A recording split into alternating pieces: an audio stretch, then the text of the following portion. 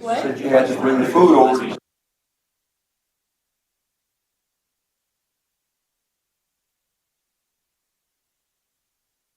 Let's call the meeting to order here. We'll start out with fund applications. First will be ranked bull riding with Ronnie. Yep. Yeah, okay. Holzner.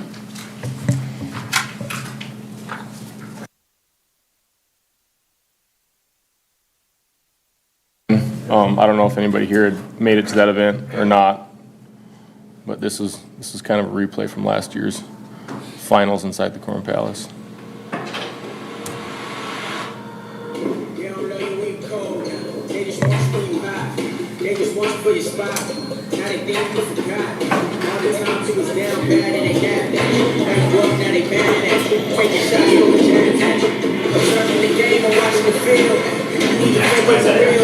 Never been fan of the snakes, slide in your back and smile in your face. No, it's not up for the bait. Gotta be you if you wanna be great. Gotta stay true through all of the hate. I want to prosper for the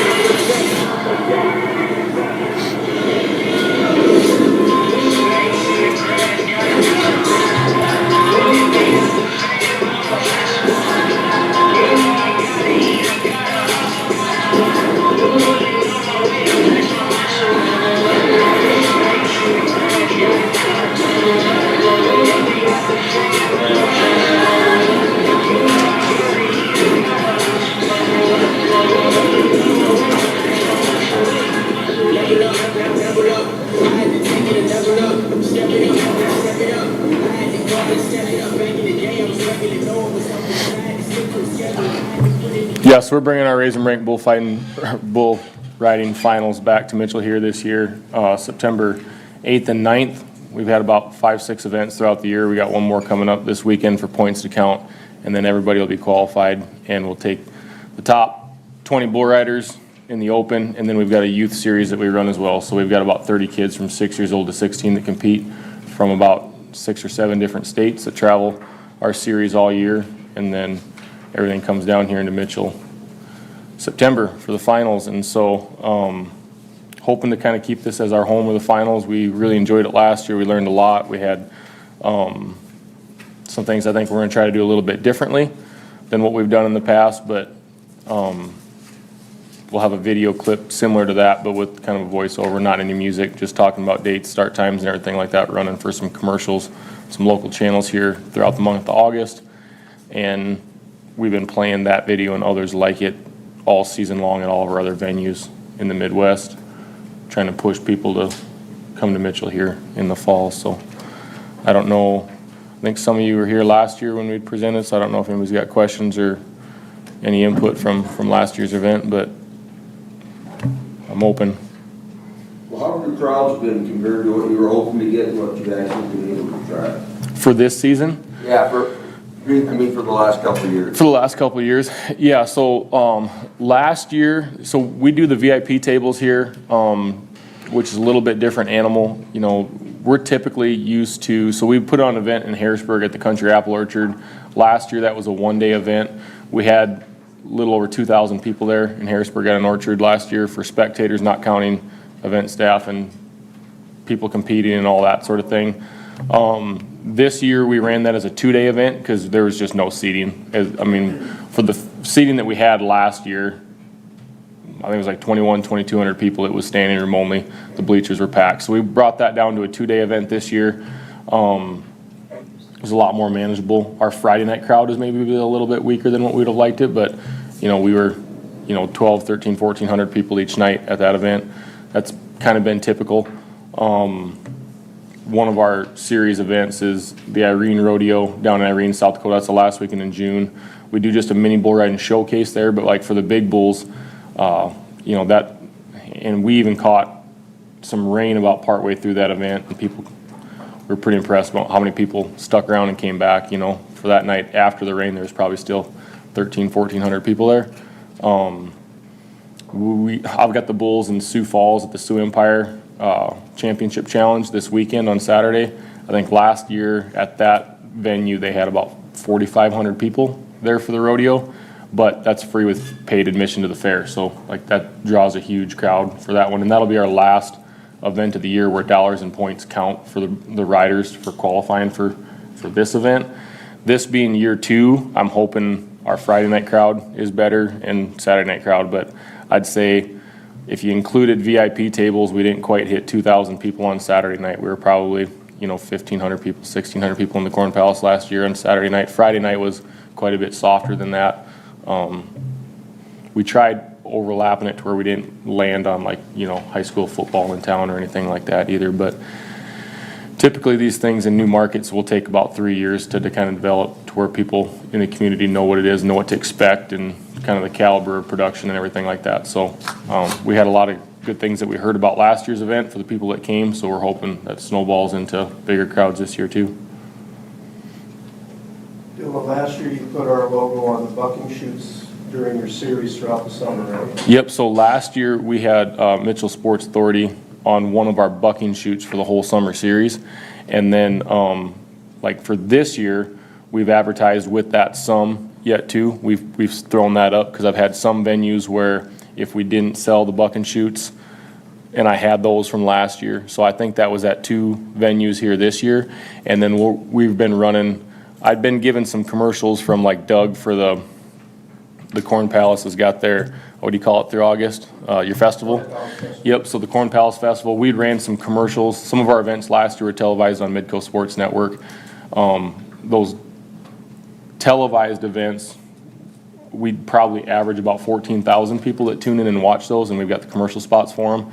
So the Corn Palace Festival commercial got seen a lot on the 2 events that we did with that this year. We play that commercial about 15-20 minutes prior to bull riding starting at all of our series events, whether it's an SDRA rodeo or a bull riding. So we've been advertising for that this season. I would have liked to come and presented much earlier as I did last year. Last year was like February, March when I came and presented. I was going through some chemo treatments earlier this spring, so a lot of my stuff got pushed way back into the year. But yeah, we have been advertising for that. We've got the ability to throw that up during our finals this year or on the replay screen. I'd say some things that we're going to change if you were in attendance last year. We tried running everybody through the main doors. We're probably going to set it up to where we've got a VIP entrance for anybody that was a sponsor or has got VIP tickets so that we can run them through the south doors over there with a different set, just because it was kind of cumbersome trying to sort the will call list and who had purchased tickets online. So other than that, it's going to look real similar to last year, be quality bull riding. And we've got a lot of kids that are fairly local to the Mitchell area, so I know they bring in a pretty good crowd, but then we've got a lot of bull riders that come from a long ways too, so we're hoping this year last season it got real late on Saturday night. By the time we kind of figured out, all right, go to the secretary's office, collect all the judges' sheets, put everything together, make sure we didn't screw anything up when we announced, the year-end champions, because it's more than just like at a regular event, I'll present that event's buckle to the champion of each age group.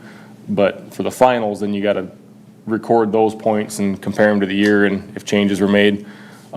This year, in an attempt to try to get some people to stay an extra night in the city of Mitchell, we're kind of looking for some venue options where we could do an awards presentation on Sunday, like a brunch deal, like a 10, 11 o'clock brunch deal, so we'll be spending some time here trying to see if there's some hotels that we got some conference rooms and enough rooms for us to kind of book a block or, do it at someplace in town. But we'd like to do an awards presentation on Sunday. Whereas last year it was a Friday event, Saturday night event.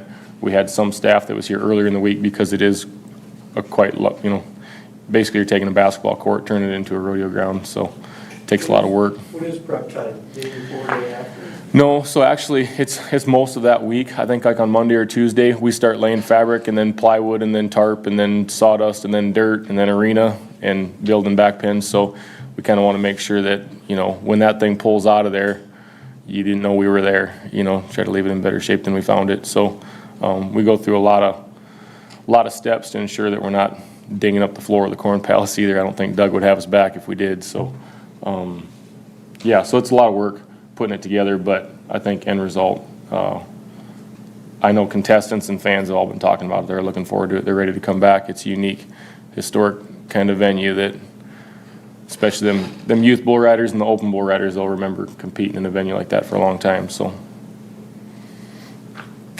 Dylan, it was a really good event, being the Corn Palace. You know, we got caught, honestly, we hadn't sold many tickets, we're going, this is not, and they just started rolling in, which is why we got backed up in the front. We fixed it by Saturday, but we had over 1,000 people Friday, and as he said, we had 1,600 on Saturday, so we were more prepared, so we won't make that mistake again. But they didn't buy tickets ahead of time, which was interesting, and with not having Stampede Rodeo, I think it certainly could be bigger. But what I want to ask you is about hotel rooms, right? That's kind of the whole thing here. Yep, absolutely. Remember last year, we did a partnership with CVB, Corn Palace, and SEA to kind of get to that buck and shoot sponsorship.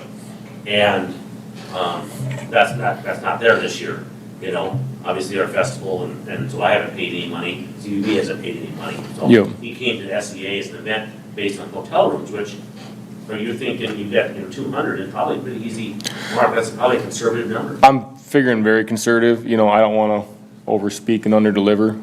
I sure hope it's a lot more than that, but I think that's a very conservative number, just cause I know, like, I'll probably be booking, 12 to 15 rooms a night just for staff for 3 nights, and then, yeah, we've got, upwards of 60 competitors that are gonna be here competing, and a lot of those competitors have got family from out of town that come up and travel for this event, so, yeah, I think it was a very conservative number on what I put on that application. Yeah, and I would have loved to, come in and present it earlier in the year too, because I wasn't able to, and we've been just kind of scrambling for the first couple of events for the year. Yeah, whether it was sponsored or not, you got advertisement, because we appreciate the support last year too. So whenever I had an open hole, and even if it wasn't on a buck and shoot, it was in the arena everywhere we went, because I had them signs and those banners, and so we've got it. We've been supported by you guys, so we advertise for it all season long anyway.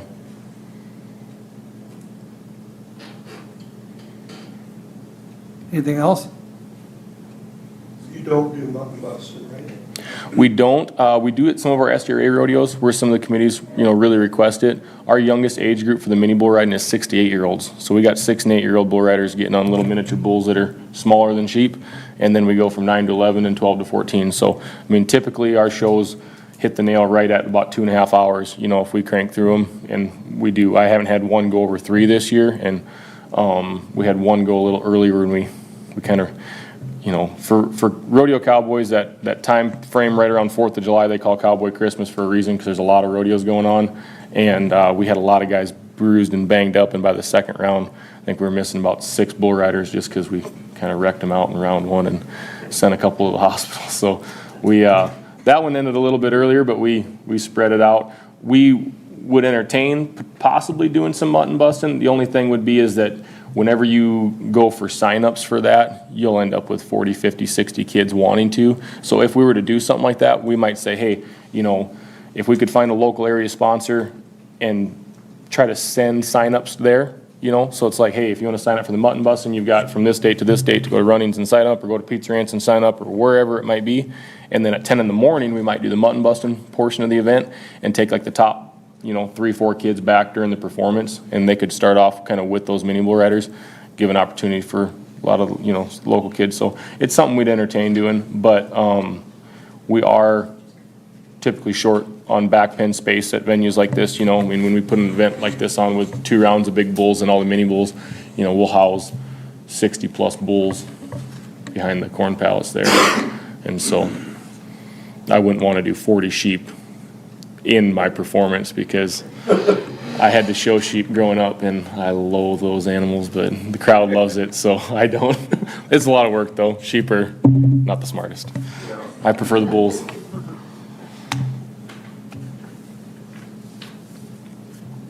Any other questions? Thanks, Dylan. I guess I called you Ronnie to start with. I guess Ronnie's probably next. No, you're good. Thank you. I Went to appreciate the it. wrong line. Thank there. Next, we'll go to South Dakota State Disc Golf Championship with Ronnie Holzer.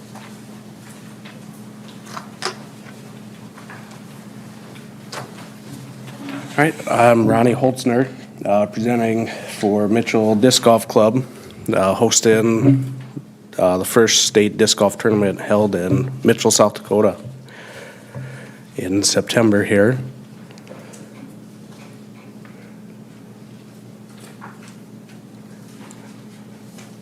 And with this, we were looking for some upgrades for at Dry Run Creek Park here. Yes, where do you guys want to start here on the application? Why don't you just give us the dates, and a little bit about the event? All right, so the dates are September 22nd through the 24th. There'll be 3 rounds of disc golf, starting around, I think, 7:15 in the morning on Friday. And there'll be set tee times where everybody starts on hole 1. During the event, I think so far we've got 120 people signed up, so it'll be people out there disc golfing all day long, those 3 days. Saturday night, we've got 2 comedians lined up at the back 40. For a players party, I think that starts at 7 Saturday night, and that's to keep, there might be a cut line Sunday, so that's kind of keep some of the other players around that maybe don't make that.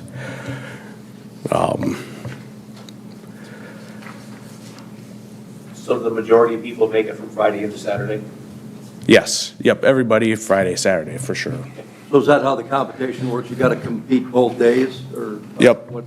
Yep, both days, and then depending on how the days are dragging out, you get to Sunday having that many players. Some of the lower divisions, there'll be a cut line to keep the open division moving and the advanced and amateur.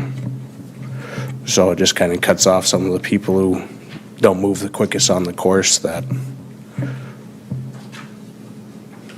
aren't really in it to win at that point, I guess, would be the cut line there, so. Where was it held last year, the state? Last year would have been Spearfish, I do believe. So it kind of jumps around. There's kind of a rotation. It's not quite set, but it'll jump between Yankton, Spearfish, Aberdeen, Sioux Falls. And we're trying to get Mitchell in that mix here, so. Had to do a lot of work down there, working with the city and stuff. And we used to have two holes that crossed each other. So not the safest play there, you know, flying discs. Some guys are throwing that 70 miles per hour. So we added an additional hole and got rid of that cross. So that's kind of allowed us to be able to finally host here. I know it's been a dream of Kerry's for, I mean, he's talked about it forever at least, it seems. But for sure the last 5 years he's been working hard to get it here.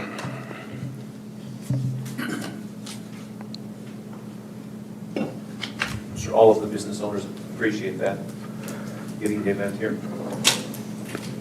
You've got 120 competitors signed up this year. Yeah, I think it was 124 as of this morning. So best guess of those competitors, how many are coming from out of town? I think there's 20 or less Mitchell players signed up for the event. I'm not sure.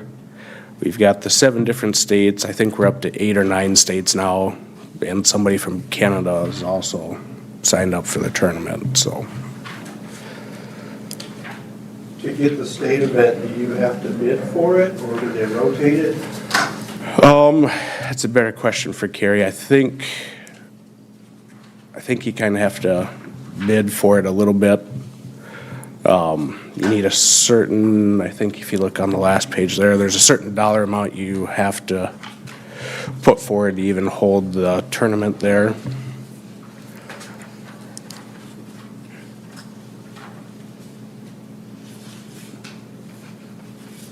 So yeah, it's not too much to register, but the added cash for just to have the open division there, or pro, I think he's got listed as would be the same. You have to have those things before you can even submit it to hold the state tournament, so. I'm not sure, Kerry, he was the state disc golf tournament director. I think he's passed that on now, but they all kind of work together. I think there's probably 25 different tournament directors in the state, so. Is it typically this same weekend every year? Yeah, kind of close. End of September, you know, it's the last big disc golf tournament of the year, so. They also kind of work them around other states, you know, they don't try and have Minnesota and Iowa and Nebraska all on the same weekend. They'll spread those out for people who like to travel to all of them there. And Terry had mentioned to me a couple of weeks back as we were discussing this, that they cannot benefit and make a profit from this. Any proceeds they do make have to go right back into course development. Yep. Or toward expenses of the tournament. Yep, to the tournament, or, like I said, we work heavily with Parks and Rec for any changes or upgrades we need to make, so.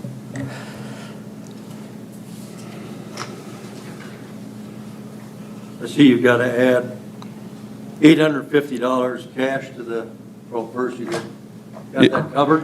You think? Oh, yeah. So Kerry wanted it bad enough, he put down that money himself to hold the state tournament here, so. That was one thing, you know, if we didn't get it, he was dead set on having the state tournament here, so.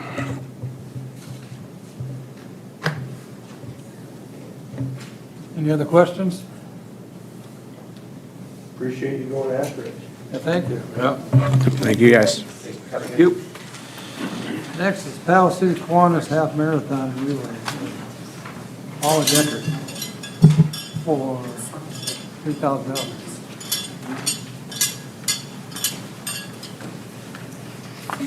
Hi, my name is Julie Hart Schutte, and we also have Paula Deckert and Crystal Frond from the Mitchell Kiwanis Club. So we're excited to bring back our half marathon relay, 10K and 5K. We've added some races to it in the last couple of years. This will be our 6th annual race. The money that we raise from it in the past has helped to build our inclusive playground that we put in out at Kiwanis Woodlot Park. We checked registrations just today. So far, we have 113 runners registered. Looking at our numbers last year at this time, we are about a month ahead. So we expect to hit 200 runners easily. The runners are coming from all over. We have, most are South Dakota, of course, but even of those, of the 113, 23 of them are coming from more than 80 miles away. The run starts at 7:30 in the morning, so they're coming in the night before. We even have, let's see, I think it's 8 runners, something like 9 runners from out of state. Of course, you expect Minnesota, Iowa, Nebraska. We also have a runner from New Mexico, New York, and 2 from California coming in for this race. So we're building up a reputation for our race. And so we're excited to bring it back again. What we've done in the past and what we have with us is the medals that everyone gets, which are very much valued in the running world. And what the SEA has gone, your logo has gone on the back of our medals. I don't know if you want to pass these around to look at them. So these are ones from recent years. So we put the SEA's logo on the back of these. And then in the past, I think we have also had a banner or a flag. I think we've had a flag from SEA we put out. If you have a banner at all, we'll put that up on the balcony of the Corn Palace, where we also put like our Kiwanis banner and such, because that's where we make the announcements for the race, is from that balcony up there. That's where the race starts and ends, at the Corn Palace. Runners are also coming in the day before, so as I said, especially the out-of-state ones, but we do our packet pickup at the Corn Palace on Saturday, and then the race is on Sunday. What did I forget, Paula? Anything? 6th year. 6th year, yep. A lot of people have done, or there have been people that have done the race. They do a race in every 50 states. So we've heard of runners coming from some of those groups that's a, notch on your bedpost or whatever it is. So we are promoting through those types of things too. So we're having people come from all over the country, and it like Julie said, it's getting to be well known through the region, especially that we have a great route when we go around Lake Mitchell. Everybody says it's the best race they've ever had, and when they go, like they go to the Sioux Falls Run or something, they say that's really a boring race because you're just running around town. But they love coming to Mitchell. So we have a lot of repeat people, and then of course they bring their co-runners and friends with them. And almost all of them bring fans to come with them. If you've never come down and seen the race, they all bring family members and people that cheer them on. So they're going around the route. So with them, most runners bring a couple of family or friends to cheer them on. It's quite the sight when you come downtown and see the race start and all the people that are gathered in Mitchell. We've just been really lucky. We've had great weather, and it's just a really wonderful day for us. We've upped our promotions. Crystal, that's here, she's our social media guru now, and so she has really upped our promotion level to advertise the race too, which is probably why we are a month ahead of registrations. And so it's exciting. SCA, besides the medals, you're also on all of our materials, the swag bags that the runners get, the T-shirts that they all get. It goes on our website and on our Facebook page. Any questions? Julie, you've got marked that you're nonprofit? It's, the Mitchell Kiwanis Club is. Okay. Yeah, we're not 501c3. We've learned a lot about that from last year with the inclusive park. We learned a lot about that. So we are 501c4. So money that you generate or make, you put back into the event? I wouldn't say we necessarily put it back into the event. We put it back into the community. That's where we used it with the inclusive park. And one of our next projects, I mean, that was a big project for us doing the Christy Arnold Memorial Playground. What our next is, we're going to be working on the little libraries throughout town and fixing them and replacing them. And I think one of the things we'd like to do is potentially add more at parks, because I know, I did a tour of all the parks in Mitchell and found out which ones don't have them. So we've got a list, and that's something we'd like to do. Yeah, the money stays local. We want to do things for kids. Kiwanis is all about kids, and so that's our next goal, and I know we'll have more in the future, probably more we want to do at the playground or at Kiwanis Woodlot Park or in other areas as well. Other questions? Those are awesome medals, Julie. They're cool, aren't they? They are very cool. And I give credit, the one thing, this isn't all Kiwanis, not even close, because I am not a runner. So we've been working with the Palace City Women Run Group all along. And they know runs, they know what people like in medals. So I give tons of credit to Marissa Lee and Kristen Billauer, because they know running. And so they have been, it's been a nice combination, community co-sponsorship between the two groups. And then the other thing too from that is we involve a lot of community people in the run, because we have stations, rest stations all along the route. There are people working at them. We have everything from the Mitchell football team to Dakota Wesleyan track team to just churches.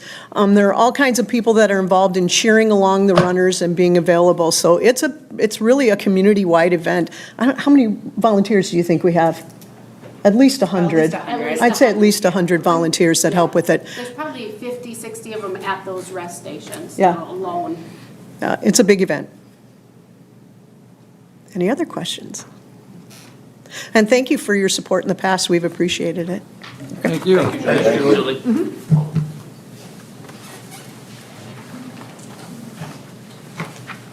All right, next we'll go to the approval of the last meeting's minutes.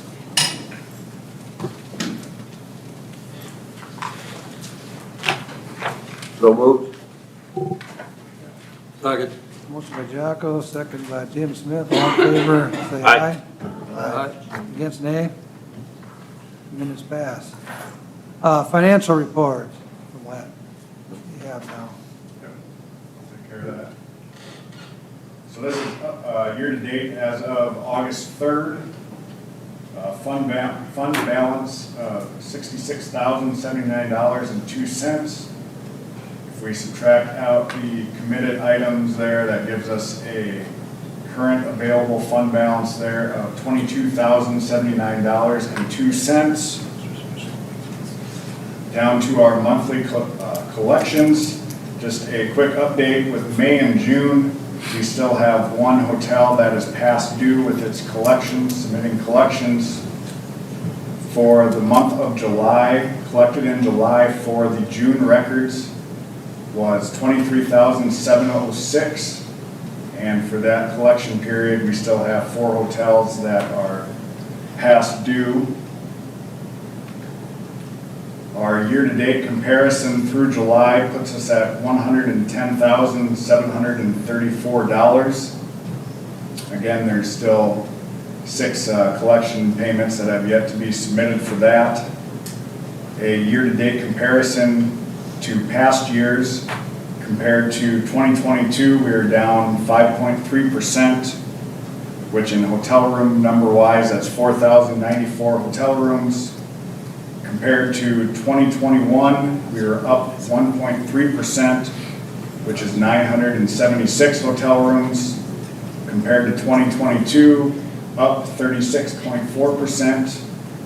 2019, up 2.6%. And comparison to 2018, down 0.4%. Again, that year-to-date comparison number will obviously get better once we receive those past due payments as well.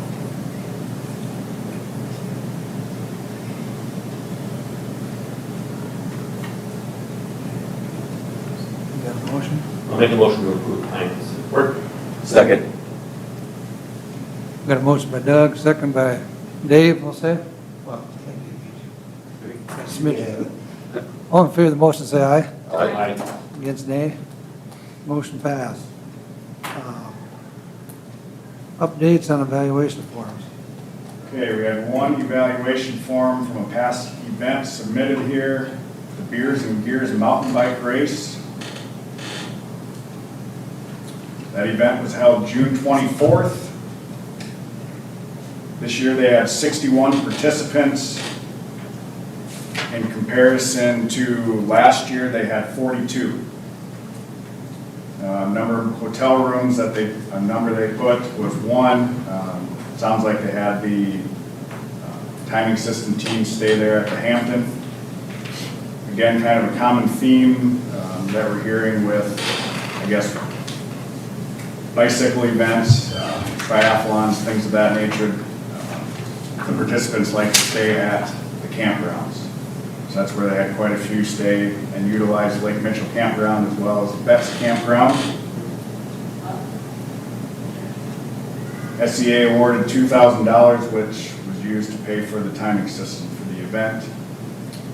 The profit that they made from the event was $1,697.07, and that will be used as far as donating Strider bikes throughout the local community. And just their PL statement here.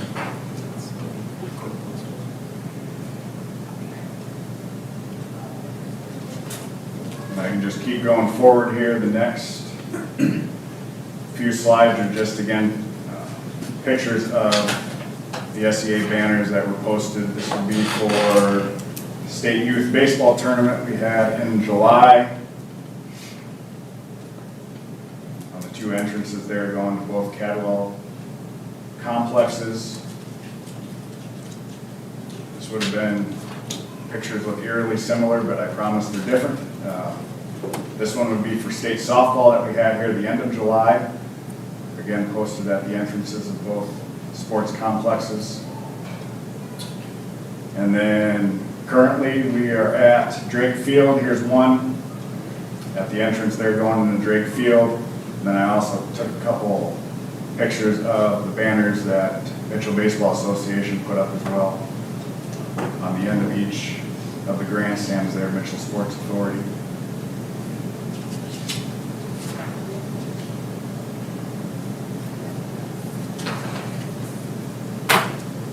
Now I can just lead into the next one as well. Sure.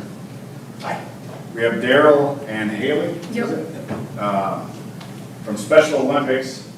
So I guess first discussion point, they've reached out to Chamber CVB as well as the SEA, and it sounds like in 2018, SEA helped fund, it looks like 700 lanyards. So I guess why I brought it up would be to find out if we need a committee approval for that, for an amount, or what would be our thoughts on I it. would say we would. Committee the first time. Okay. So do we need to get, I guess, a quote from where we want them done? Right. Is it okay if I speak? So I'm Daryl Nordquist. I'm the CEO for Special Olympics South Dakota. And first and foremost, I want to thank you guys for what you've helped support to bring our events here in Mitchell. You've been, I believe I saw the commitments that you had, and I think they were all Special Olympics commitments, I believe. Yeah, but can you hear me okay? I don't need that, do I? Okay. But so it's been wonderful that you've done that. Our event here is a $20,000 event for Fall Classic. It's a $30,000 event for when we come here for state basketball. We're excited to be here. We're here this fall. Your banners. We talked to the folks. We were here for another meeting. We were just here for a Fall Classic meeting, and your banners will be proudly displayed. And I even have one that I made that has the Sports Authority logo on it. That has our logo on it. Proudly supported by Sports Authority. So that all being said, I don't mean to come back asking for more, but in 2019, that is exactly what happened. We had 700 of those. Was it 700? Maybe it was 500, 700 of those, and they were at $1.33 each. We just got a quote, but we used Mitchell. Is it McLeod's? Is that McLeod's? Yeah. So we got them here, and we would prefer to get them here. Our state office happens to be in Sioux Falls, and we priced them out. It's still about $1.50 to do that the logoing that it is. So what we would say is that more than likely, if we could, we would actually ask for 1,000, because then we would use some for Fall Classic coming up here in fall, and then we would use some for the state basketball tournament, which is coming up in Mitchell. So that would be what we're looking for. But yes, you already do give us money, and it does come to help us with that larger budget that we have for to put on the event itself. So any questions? No? And we can just discuss that when we go into executive session? So what is it, 1,000 for $1.50 a piece? Is that what? Yes. Yep. So $1,500 or $1.50, whatever. That was our quote. It could be less than that. Yeah. Aaron Heeb was. I had chatted with Aaron, and he was looking into the price here. We didn't reach out to McLeod's. We could do that. We can easily do that and get a quote from a local vendor, which I would prefer to do that, knowing it was you guys. It's you guys' dollars. So if that makes sense. Or make it mine. I think that's the three, isn't it? Yeah, we can discuss that too, as far as what's this, distribution center we want to go through. I know the $1.33, that was just a rough estimate on what it cost based on the invoice from 2018. Yes. Yep. And you want 1,000 of them? Yeah, and again, that would cover us for both of the events. It would cover us for the Fall Classic, which is September 22, 24 through 24. Basketball, I don't know, what's the date, Haley? Anyways, usually mid-March is when, mid-March. I got to tell you, the Dakota Wesleyan group, volunteer-wise and all that sort of thing, we just met with them. They're phenomenal, both on the Fall Classic side and on the basketball side. So it's been a treat to be here. I have one more. Yeah, go ahead. This leads into, ready to go into our next discussion topic? I want to make sure that I know what that is. It's the hotels? Yeah. Yeah. So Daryl just joined us here today, was conveniently here, said for another meeting. And then he also has just brought to our attention, just I guess some obstacles, per se, or concerns that he's had as far as Pricing on hotels, and And so I only come to you folks as, and I know it's not under your control necessarily, maybe not under your jurisdiction, I'm not sure. However, you know, so what happens is that we put on the event for the entire state. You know, I have board members, I have staff and all that we come and use hotels. And we got a good rate for us because we negotiate a contract with the Hampton Inn, for instance. We got a 139 rate. I've gotten a couple calls from our delegations, and so what happens is our delegations are the ones that bring the athletes, and they're the ones that struggle for dollars. And so, so one particular delegation said there was a rate of $200, another of $170. Again, I just wanted to put a word out that those types of prices get a little stiff for our delegations to house our athletes. I understand demand. I talked to Aaron, and it sounded like that particular weekend. I'm talking about the Fall Classic weekend. That particular weekend, there's quite a few things going on, which makes sense that that your demand is high, so your price goes up. I went to SDSU for economics, so I apologize if I didn't get that right. But bottom line is that if there's any way for the hotels here in Mitchell to even be able to, they don't have to guarantee it, but even be able to put out a favored rate for Special Olympics, you know, a $200 rate instead is $140 or $139. Our delegations, and we're all under one umbrella, we would appreciate it for our delegations. What we would do in that scenario, if somebody did offer a special Olympics rate, is we would most certainly, they would be our priority hotels that we would give to our delegations, because we communicate with our delegations as far as what hotels might be for pricing, et cetera, et cetera. A lot of times we work through the CVBs and so on, and sometimes they garner those hotels and get those hotels to get a commitment, and then they convey it to us, and then we convey it to our delegation, say, hey, these particular hotels have favored rates for Special Olympics. I just wanted to do a verbal bid to just say if there's any way to orchestrate anything like that for our delegations, we would appreciate it. I know you can't make any commitments, that sort of thing, and you're not the hotel. There might be some hotel owners here, but anyways, that's questions on that at all? What kind of numbers of hotel rooms are you talking for the 2 weeks? We calculated about 80, right? Probably No, that was for, so no, like, that was for. I know, like, yeah. we have one Sioux Falls team that brings over 100 people, 2 per hotel room. I mean, we could be up into like the 100, 200 hotel rooms potentially needed. Yeah, It just all depends on our numbers of events, but. I think basketball's even a lot more. Yeah, basketball is one of our largest things, so, you know, that usually brings about 900 delegation members, and so that's way more rooms needed that's one of our largest events, so. And again, if it gets too, the 80 was our unified bowling out in Rapid City. We were just out there. We were just out there too.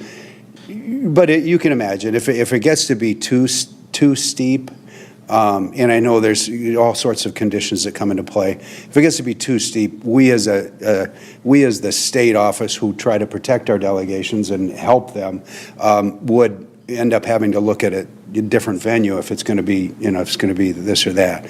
You know, we stay away from, we don't have any events, stay away from Rapid City over that Sturgis Bike Rally time because there's no way you're going to get anyways. So we just, again, I just wanted to do a verbal bid for our delegations to see if there's anything that you guys might be able to do from that standpoint. So that's all. Well, I apologize, I checked, but we're 100% that weekend. You're a hotel owner? Yeah. And no apology needed. That's what Aaron kind of conveyed, is that there's so much going on that's got to be why why the prices are higher. We maybe need to do a better job of looking at what's happening on the particular weekends to to make sure there isn't a lot going on, but that's not foolproof either. I'll have to Yeah. check when I get back, because you've got a block for your staff at the Hampton, but I think I have a block at the Comfort for staff also. Oh, you do? So if you just need the Hampton, then I can release my block and maybe pick up a delegation or something. Okay, well, that's much appreciated, yeah. And then, Is that the homecoming weekend? It's the 24th, you said? 22nd, 23rd, 24th. Is that, yeah, yeah, And we got a big one. yeah. Yeah, I think he told us that. Homecoming is really early this year. I think you have used the week before. Is it the week before? Maybe. Might be. I believe it's the 16th or something. Maybe for basketball, they can do something, you know. Correct, yeah, That's starting in March right now. yeah. I know we used to house Yankton, and they bring about 50 rooms. Yeah. Yeah. Those are some of our, state basketball is March 23rd and 24th, so the 22nd through the 24th is what we would probably need rooms for. Well, that's much appreciated. I want to check in, make sure that if we have a block for both, the state for both Comfort Inn and Hampton Inn, I need to check with my, Yeah, when I get back, I can check too. yeah, I can make some calls. my recently resigned office manager, so that's now my job, so I'll, it is, Oh, so Twyla's no longer there? just as of Friday, yeah. She fosters kids, and there's just some conflicts on that sort of thing, so, but, yeah, so it wasn't anything bad or anything like that, but yeah, we'll, so, I'll give you, can I give you my? Yeah, I've been waiting for an email from her. That might be the reason, Yeah. yeah, During that, okay. we're just like, we gotta figure that out, so. Yeah, perfect. The fact is, yeah, it's interesting, I just sent Twyla a text wondering who she was in contact with, so if you can get in contact with me, I'd appreciate that, so. Thank you for your time and letting me voice that, and so we'll work with you in the future too. As you said, basketball might be an opportunity to better serve that, and so on We too. don't want to so, lose the Special Olympics. yeah. What was that? We don't want to lose the Special Well, Olympics coming to Mitchell. we love coming here. It's, the neat thing is your location is great. You're right on the interstate, I-90 from the west side, and you're nice and close for the east side. We have 2/3 of our athletes are on the east side of the state, as you can imagine, and 1/3 on the west side of the state. So that's how we try to even divvy up and move the competitions around a little bit, and we try to recognize that also. So, yeah, so you've been a great community to come to, so thank you very much. Appreciate Thank it. you. All right. Have a great day. Yep. Thank you. Thank you. I'm going to hang on to this. Absolutely. And then I'll be in touch with you Sounds good. the next couple of days. Good to see you. Thank you. Need to shut off the video.